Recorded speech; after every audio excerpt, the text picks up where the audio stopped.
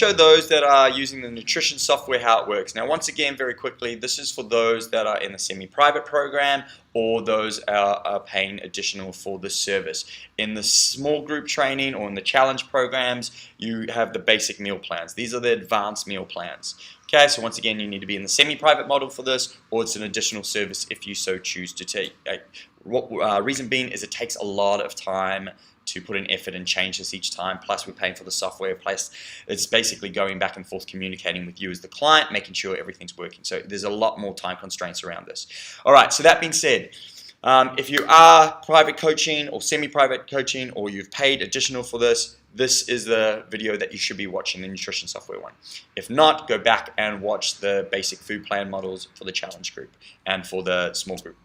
All right, cool. So that being said, so we're going to look at an example here of Kate, and first thing I want to introduce you to is this is the view that it's going to look like for you guys, active menu 1. So you see if you click down here, you've got a drop down of 7 active menus. So let's just choose active menu 3 for now, and we're going to look at the meals.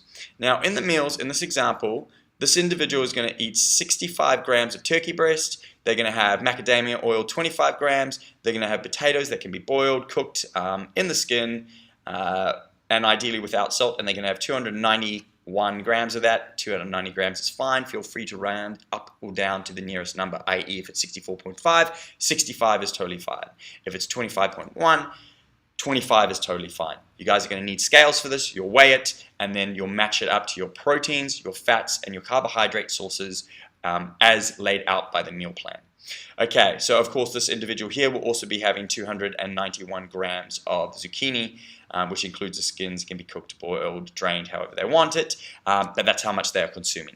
Cool, so it's pretty self-explanatory in terms of how much they have for each meal, and as you'll notice for each meal active menu, there are 3 or 4 or 5 or 6, depending on how many meals we've laid out for you. Some of you will have 6 here, some of you will have 3, some of you have 4, but these is meal number 1 for the day. So for this individual, meal number 1 is a shake, meal number 2 is also a shake, meal number 3 is turkey breast, and meal number 4 is also turkey breast for this individual. Right, so that is how they're going to lay out their day. Now, what I want you guys to be aware of is the distribution. So with the distribution, we'll go here. If you know you're going out for dinner, say you're going to have a big dinner, and currently we've got 563 calories here, 563 calories here, so around about 500 to 600 calories each meal. And if I go back just to meal, we'll go meal 4 here, and it's currently 291 grams, 25, and 64. Now, I know I'm going out that night, right? So what I'm going to do is I want to have a larger meal because I want to eat with my friends. I want to really enjoy myself. So I'm going to drag this little slider here and go, oh, cool. I want to eat a fair amount of chunk of food tonight. So let's put this at 1,200. You'll notice the other sliders have come down substantially from around about that 500 to 600 to 370 calories. Let's make it even a little bit more. Now, if I go back to my meal plan options, that means for this day, meal plan 1, 2, and 3 have got smaller portions than they were before. But meal 4 is now substantially larger than it was before. Now, obviously, you're probably not going to eat 700 grams of potatoes, but it's just giving you those options. I'm just showing you how the slider works that allows you to go out and enjoy more food and eat with your friends. So you're still following your meal plan for the day. Ideally, you're going to try stick to the meal plan, which means you're ordering turkey, chicken, something along those lines that's fitting the grams of protein, fats, and carbohydrates here.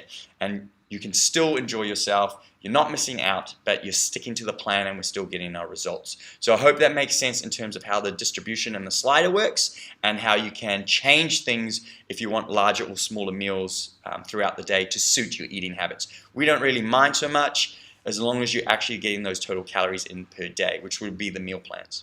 Now, one other thing with the meal plans is these are estimated times or recommended times. So say it says 6 a.m. here and you don't like training, you don't like eating just before you train, so then fine, have the shake after your workout. Or say we've set it for 7 a.m. and you've got a training session from 6 to 7 and you don't feel quite hungry for the first half an hour to an hour after training, that's no worries at all.